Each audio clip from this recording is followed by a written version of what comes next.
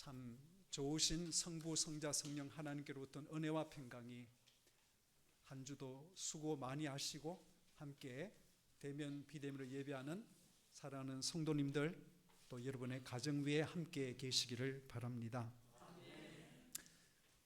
우리가 가진 마태, 마가, 누가, 요한 복음 네 복음서가 예수 그리스도의 생애와 가르침을 담았다는 사실 때문에 통일성을 이루긴 하지만 또한 동시에 서로 유의미하게 다른 부분이 있어서 우리는 네 개의 복음서를 가지고 있습니다. 특히 요한복음은 예수님과 사람들의 만남을 굉장히 집중해서 다루고 있었어요. 그래서 기독교 복음을 받아들이고 기독교 신앙을 가진 성도에게 권하는 첫 복음서는 대개 요한복음입니다. 만남을 다루는 복음서라는 표현에 어울리게 오늘 본문 요한복음 1장 29절부터 42절에 따르면 예수께서 세례를 받으시고 처음 하신 일은 제자를 만나시는 일입니다. 본래 세례 요한의 제자였던 안드레가 예수님을 먼저 만났고 예수님과 시간을 보낸 뒤에 이분이 바로 메시아다는 확신을 가지고서 자신의 형인 시몬에게 가서 그 형을 데리고 예수님께 왔을 때 예수님은 이런 말씀하십니다. 너는 요한의 아들 시몬이구나. 앞으로 너를 게바라고 부르겠다 라고 말씀하십니다. 우리가 아는 대로 시몬이라는 그의 옛 이름의 뜻은 갈대라는 말이지요. 그리고 게바는 바위나 반석이라는 뜻으로 헬라어로는 베드로가 됩니다. 예수님이 시몬을 만나서 처음 하신 일은 바로 그의 이름을 시몬에서 게바로 고쳐주는 계명이었습니다. 여러분, 이탈리아 피렌체라는 해상 도시를 가면 르네상스의 가장 대표작이라고 말할 수 있는 미켈란젤로의 다비드상 혹은 다윗이 골리앗을 만나기 전에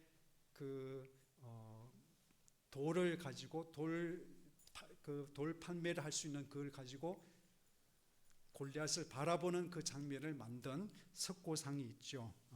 돌상이 있죠. 무려 높이가 5m 16cm이고 무게만 해도 6톤에 이르는 어마어마한 그런 거대한 이 조각상은 지금부터 522년 전인 1504년에 완성이 되었다고 합니다.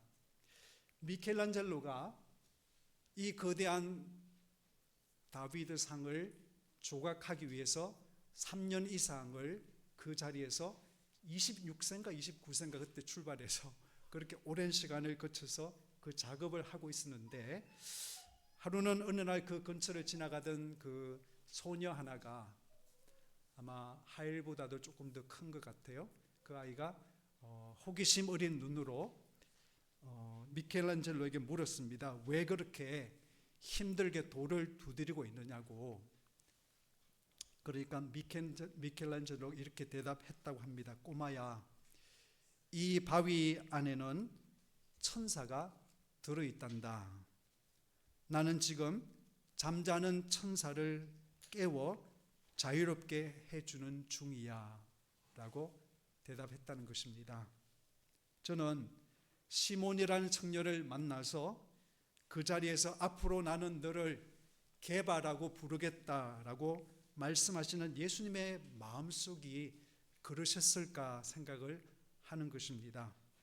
주님께서 갈대처럼 흔들리던 시몬이라는 그 원석 안에 잠자고 있는 든든한 바위 같은 그런 존재를 보셨기 때문에 너는 지금까지 시몬이라고 불려왔지만은 나는 너를 베드로라고 혹은 게바라고 부를 거야 라고 말씀하신 걸까? 전에도 말씀드린 것처럼 당시 갈릴리 일대를 다스리던 헤롯 안티파스라는 왕은 지독하게 많은 세금을 국민에게 부과시켜서 백성이 먹고 사는 일이 매우 어려웠습니다. 그 이전에 어부로 산다는 것은 내가 포획한 그 물고기의 양에 비례해서 얼마만큼을 로마의 그 세금으로 내면 됐는데, 이 안티파스가 들어서면서는 배의 사이즈와 그물의 사이즈에 따라서 이미 로마에게 바쳐야 되는 양이 정해져 있었습니다. 그래서 많이 잡든 못 잡든 정해진 세금을 냈어야 되는데, 그래서 예수님께서 제자들을 만나서 나를 따라오라고 하시니까 그들이 어떻게 했어요? 즉시 배와 그물을 버려두고 예수를 따르니라고 말씀을 하시는데, 그 대목은 예수님의 말씀이 어떤 매력이랄까 압도적인 어떤 그런 힘도 있었지만은, 그러나 그만큼 먹고 살기가 힘들었기 때문이기도 아닐까 생각하는 것이죠. 다시 말씀드려서 예수님을 만나기 전에 베드로는 그야말로 이래 볼까 저래 볼까, 손에만 보는 이 고기잡이를 계속해야 되나 말아야 되나를 고민하던 그런 갈대 인생이었습니다. 그런데 여러분, 예수님이 시몬을 게바로 계명하신 이 중요한 사건 뒤에는 우리가 기억해야 되는 중요한 사실이 하나 있죠.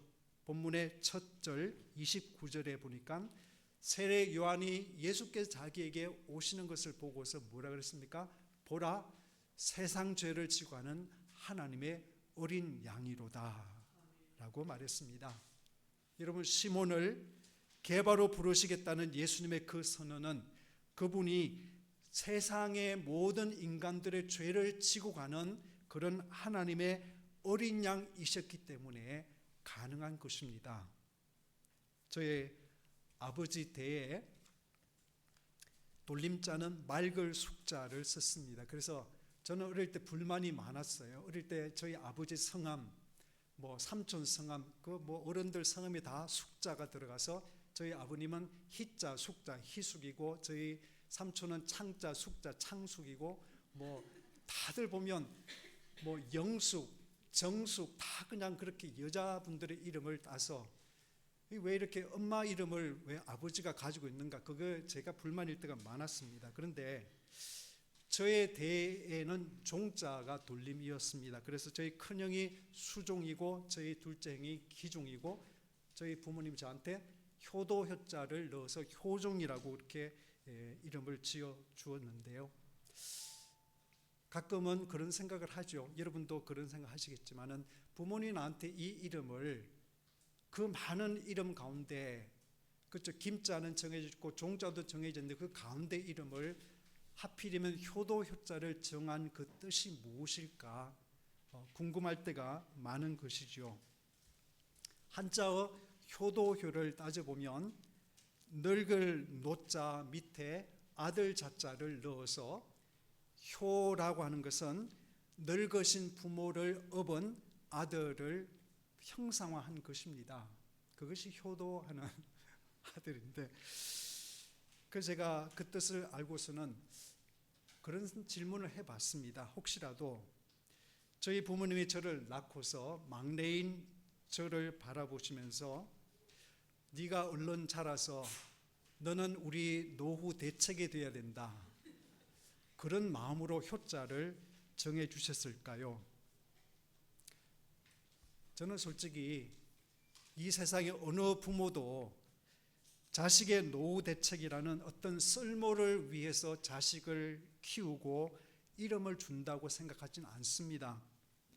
저에게 그 이름 석자를 주신 부모님은 제가 자라면 타인을 공경하고 어려운 사람이 기댈 만한 그런 한 인간으로 자랐으면 좋겠다는 그 마음으로 키우시려고 각오하고 책임감을 가지고 저에게 그 이름을 주신 것이 아닐까 생각합니다.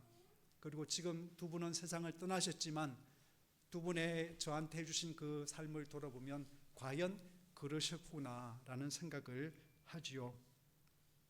여러분, 시몬이 예수님과 함께 보낸 복음서 이 기록들을 쭉 보면요, 베드로가 행한 그 행동을 보면 그는 베드로처럼 바위처럼 듬직하고 믿을 만한 어떤 그런 구석이 많다기보다는 갈대처럼 흔들리고 변덕스러운 데가 더 많았던 그런 사람이었습니다. 예수님의 생애가 끝나가는 그 시점에서 예수님의 가장 외롭고 힘들고 어렵고 누군가가 의지가 필요했던 그 순간에 베드로는 주저하지 않고 제가 목숨을 버려서라도 주님 곁을 지키겠고 주님과 함께 가겠습니다 라고 말했지만 몇 시간이 지나지 않아서 그는 주님을 모른다고 3번이나 말하지 않았습니까? 그 목요일에 베드로의 가장 시몬스러움은 적나라하게 드러나지 않습니까? 그런데 여러분, 예수님은 그의 시몬다움이 가장 도드라졌을 때에 시몬을 향해서 그럴 줄 알았다, 그럼 그렇지 라고 말씀하지 않습니다. 미리 그럴 것이라고 이야기를 하셔서 회개하도록 그렇게 이끄셨고, 부활 후에 다시 그에게 찾아오셔서 그 자신의 한계적인 상황 속에서 흔들리고 처참한 실패한 그 자리에서 그 베드로를 일으켜 주시지요. 그래서 흔들림 없는 그런 주님의 사랑을 만나고 그 사랑이 더 든든하게 그를 지켜주시고 세워주셨기 때문에 우리가 기억하는 초대교회의 든든한 베드로가 되지 않았습니까?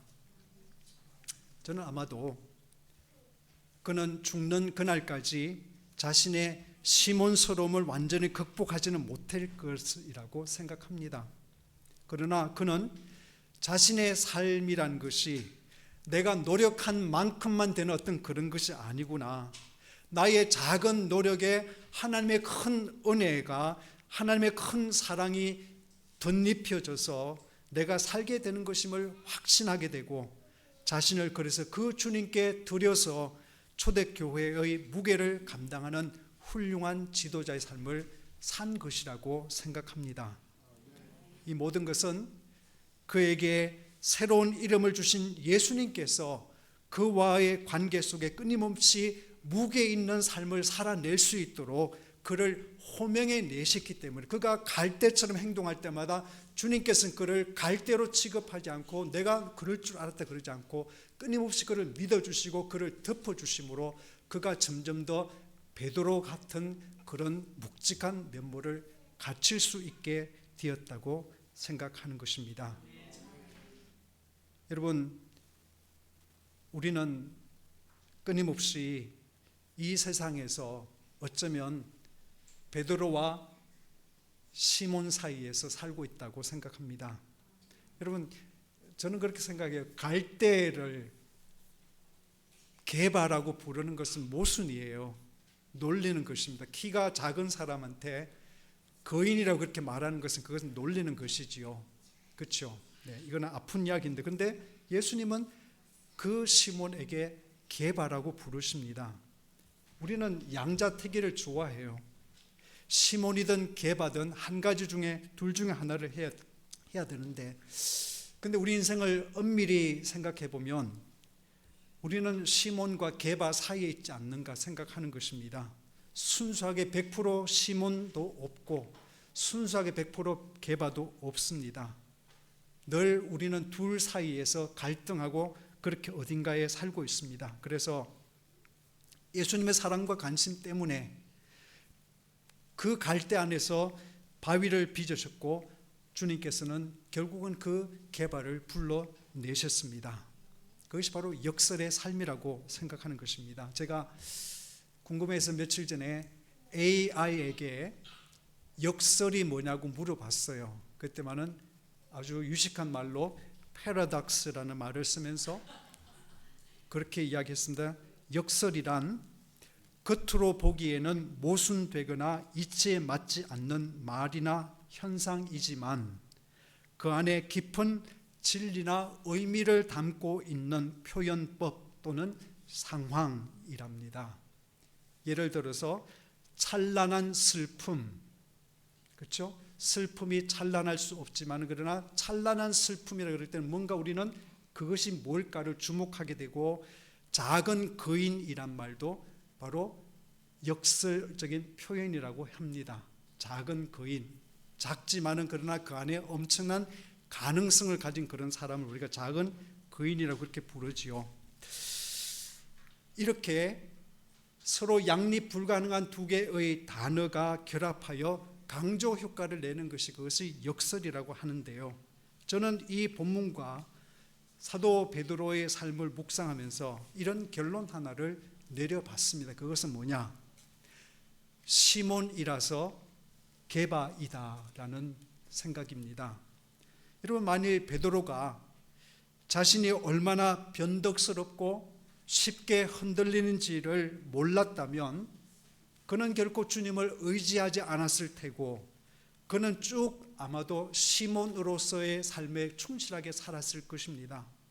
그러나 자신의 시몬다움이 가장 극명하게 드러나는 그 순간에 끊임없이 주님 앞에서 자기 자신을 직면할 때 그 시몬다움에 주님의 은혜와 사랑이 덧입혀지는 그 경험을 통해서 그는 세상 어떤 것도 흔들 수 없고 초대교회의 무게를 감당하는 그런 게바가 되었다고 믿는 것입니다.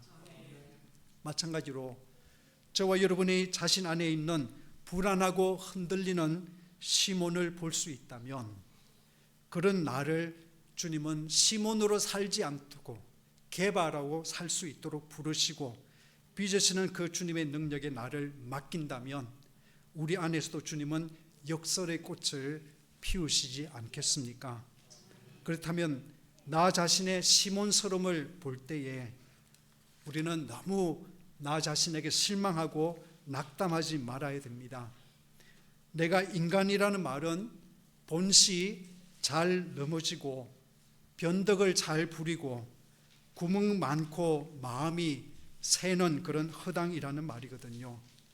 우리가 정말 힘써야 되는 것은 그 시몬다움, 우리의 그 허당스러움을 감추거나 그거를 이겨보려고 노력하는 그것이 중요하지 않습니다. 오히려 내가 힘쓸 것은 그런 나를 아시고도 나를 사랑하시고 나와 함께 하시는 그 주님께 나를 드리는 것이고, 나의 모든 마음을 주님께 투명하게 내어드리는 것이지요.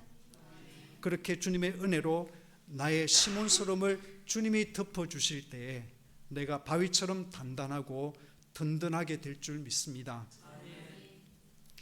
이름과 관련해서 늘 떠오르는 시가 있죠. 여러분도 잘 아시는 김춘수 시인의 꽃이라는 시이죠.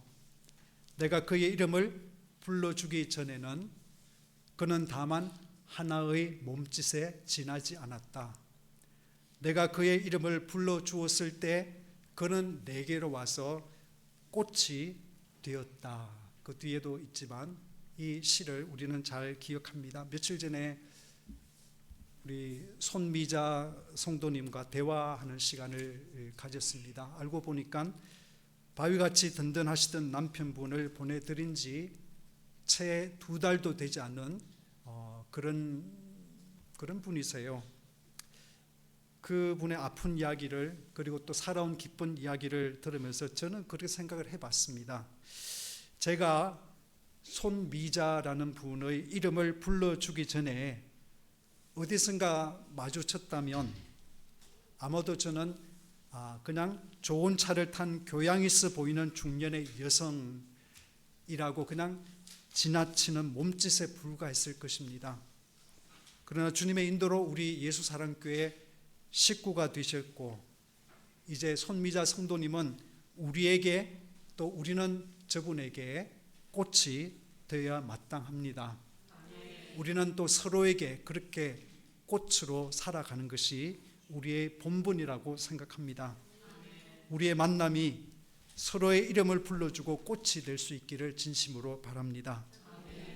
여러분, 창세기 35장에 보면 야곱이 사랑해서 14년 동안 일을 한 대가로 얻은 부인 라헬이 난산으로 죽어가면서 아들을 낳는 이야기가 기록되어 있습니다.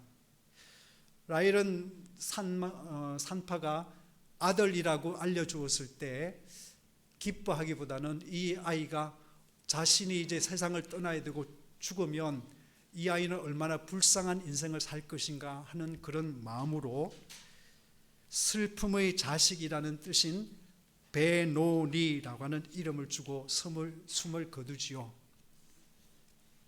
그런데 아버지 야곱은 그 아이를 베노니라는 이름으로 놔두지 않습니다. 오른손의 아들, 남쪽의 아들이라는 뜻인 베냐민이라는 이름을 붙여주죠. 비록 엄마는 잃었지만 아버지 야곱은 그 아들이 불행의 주인공으로 살기를 원하지 않았고 힘과 희망의 주인공으로 살기를 원해서 그 아이를 그렇게 이름을 주고 그 아이를 키워내기로 아버지가 작정했기 때문에 그렇게 이름을 부르지 않았겠습니까?